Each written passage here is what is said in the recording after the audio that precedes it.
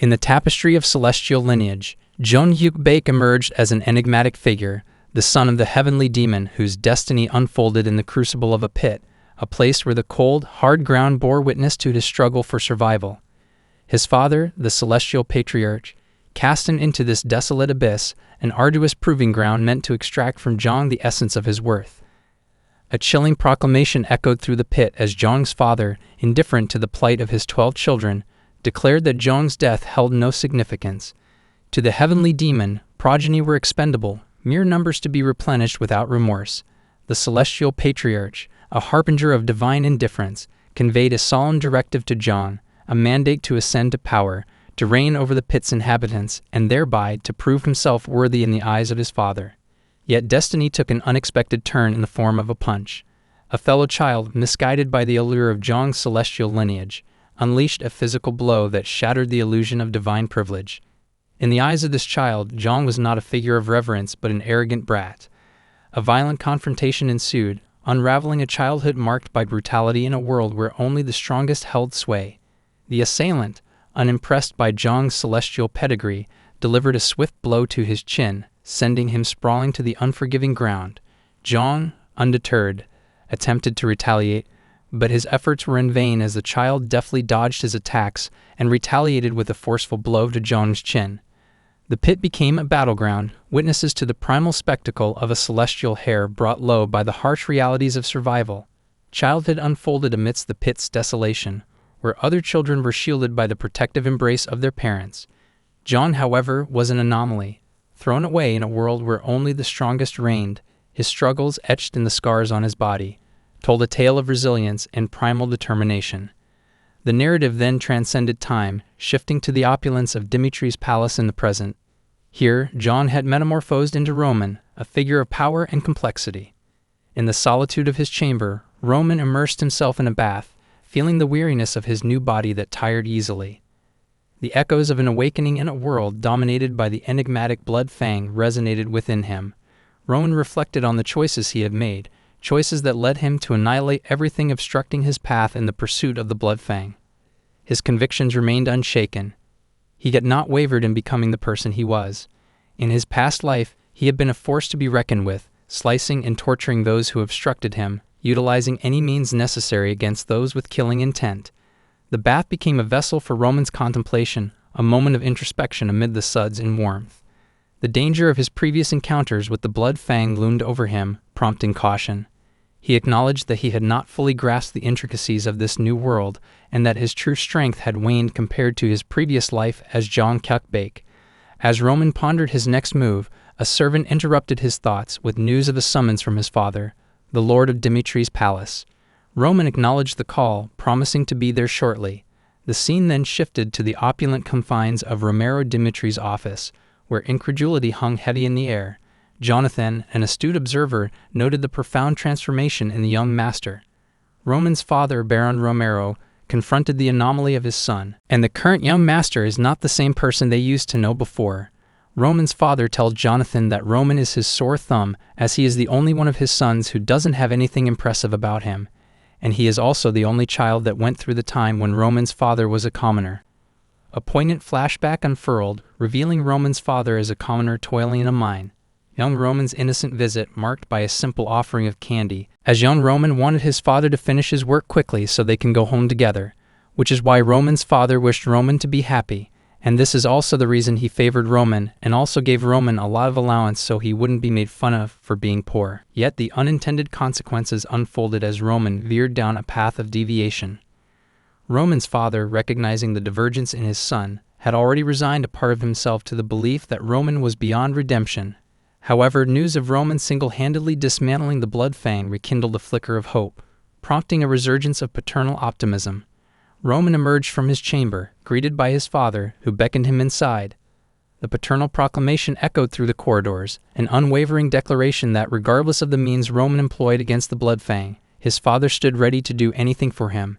In the office, Roman stood before his father, who had heard of his solo triumph against the blood fang. As Roman pondered whether to reveal the truth, his father's eyes burned with hope.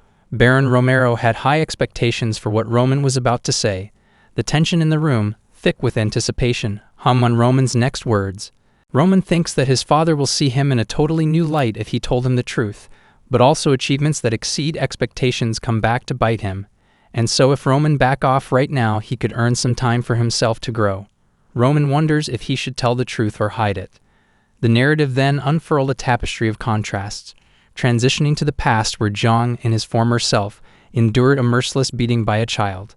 The echoes of the pit resounded as Jong, battered and bruised, seized a rock. In a surge of primal determination, he retaliated, taking down his assailant with brutal force. The kid falls to the ground, covering his face in fear. Jong gets back on his feet and brutally punches the man with a rock in his hand, ending his life. Onlookers are shocked by this violent act.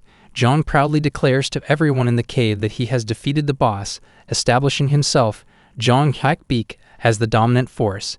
The scene then shifts to the present, where Roman confesses to his father that he was the one who took down the Bloodfang, as Roman was Joong-Hyuk in his previous life who doesn't know how to hide his superiority. The Dimitry's Territory Training Center stood as a bastion of martial development, where the echoes of clashing swords and the fervent hum of disciplined training filled the air.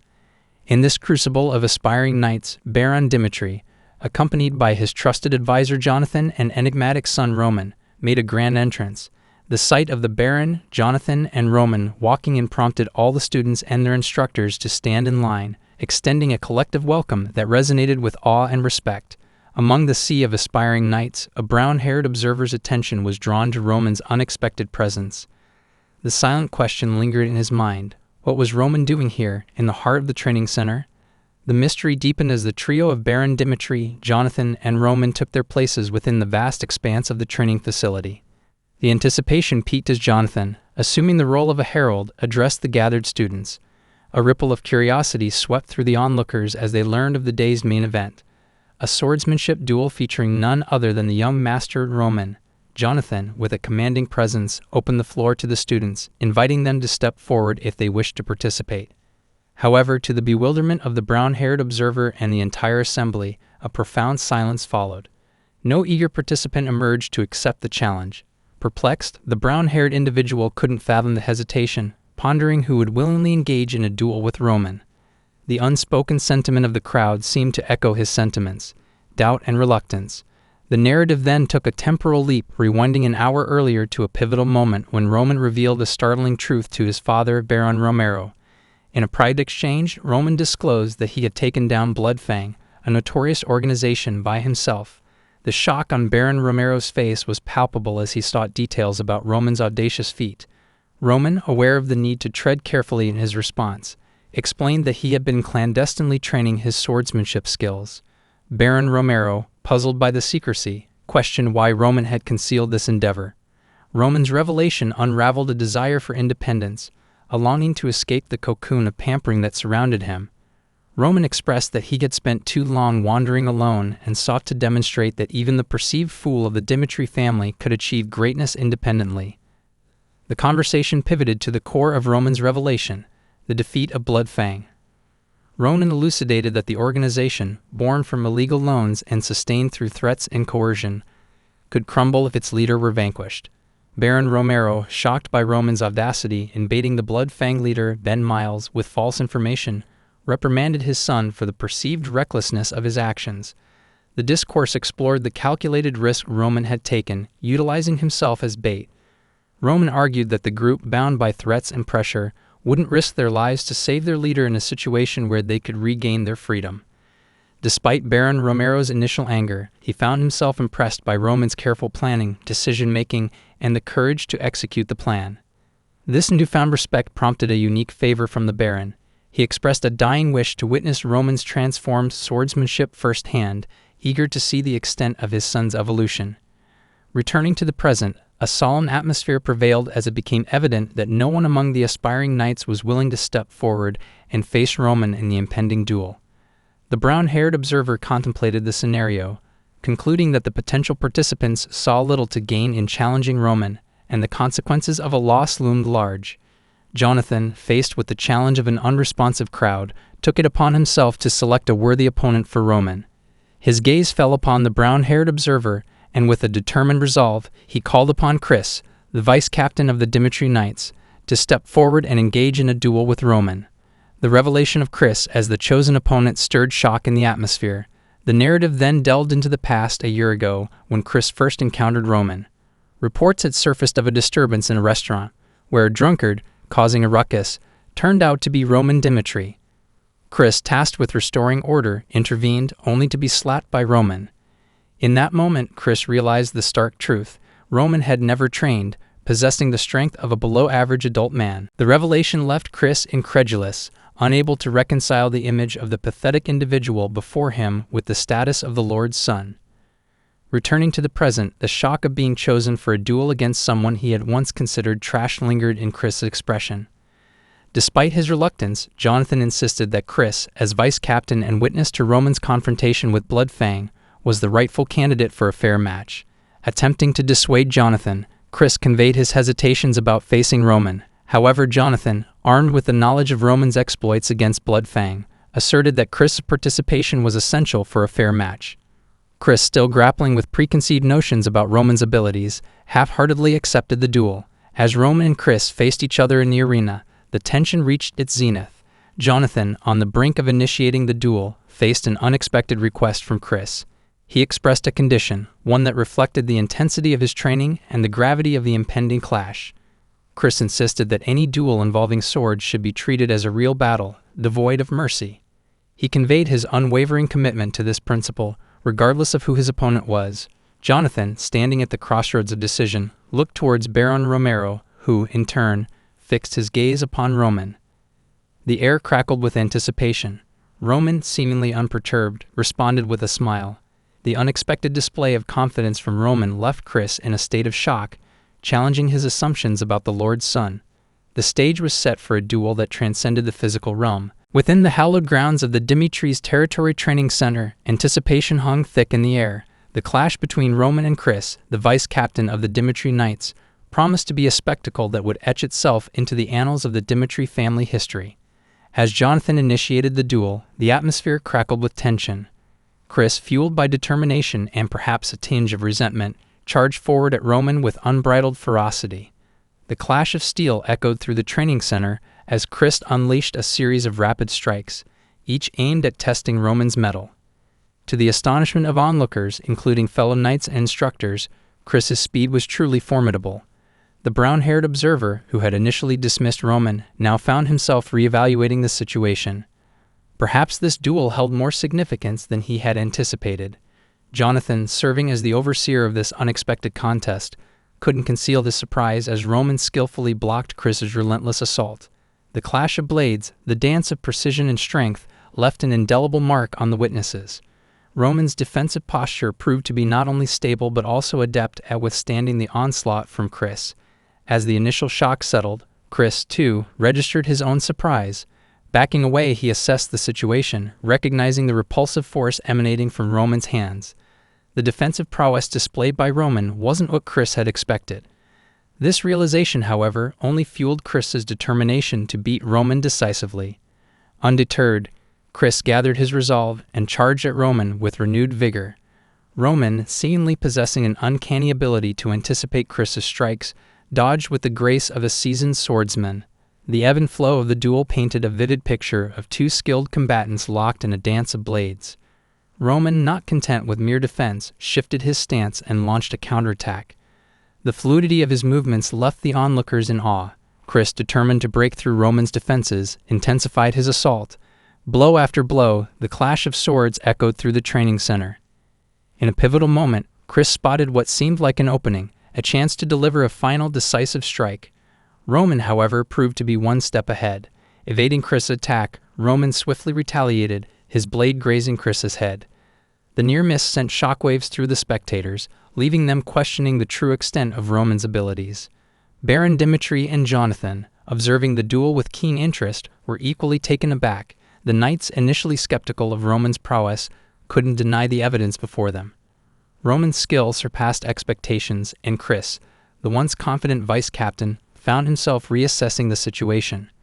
Chris, grappling with the realization that Roman possessed abilities far beyond his initial estimation, contemplated the potential consequences of defeat. However, a surge of pride and determination surged within him. There was no way he would allow himself to be bested by the so-called idiot of the Dimitry family, especially not in front of an audience. Gritting his teeth, Roman muttered to himself that it was just a warm-up. He declared that he would take the offensive, aiming to turn the tide in his favor. In the blink of an eye, Roman was about to strike, catching Chris off guard. However, Chris managed to block Roman's attack, though he couldn't shake off the feeling that Roman's speed had intensified. With an impressive display of speed and precision, Roman unleashed a relentless flurry of strikes. The other knights, witnessing this masterful demonstration, couldn't help but be impressed. In contrast, Chris found himself barely holding his ground against Roman's onslaught. The realization dawned on him, continuing at this rate would be perilous. Roman, seemingly in control of the duel, prepared for a decisive strike. In a daring move, he aimed to bring the duel to a swift conclusion. Chris, however, seized what he believed to be an opening.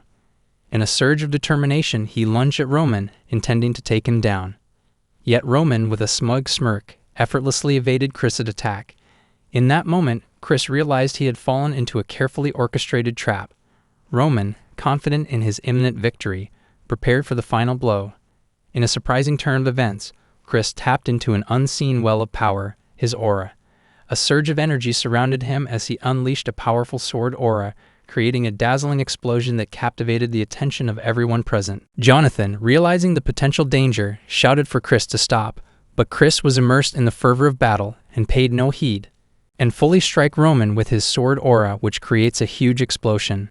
To the shock of Baron Dimitry, Jonathan, and the assembled knights, Roman managed to evade the devastating strike by deftly ducking. The ensuing explosion, while impressive, left Roman unscathed. In a swift and decisive move, Roman seized the opportunity created by Chris' reckless maneuver. With a final well-timed strike, Roman brought Chris to his knees. The training center fell into stunned silence as the realization sunk in. Roman, the perceived fool of the Dimitry family, had emerged victorious over the formidable vice-captain of the Dimitry Knights. Jonathan, Baron Dimitry, and the other knights stood in awe of the unexpected outcome. The brown-haired observer, who had witnessed the entire spectacle unfold, now understood that Roman Dimitry was far more than meets the eye. The duel had not only shattered preconceptions, but also established Roman as a force to be reckoned with within the Dimitry legacy. As the echoes of the duel lingered in the air, the training center bore witness to a transformative moment. Roman, once dismissed as an idiot, had emerged triumphant, rewriting the narrative of his capabilities and leaving an indelible mark on the history of the Dimitry family.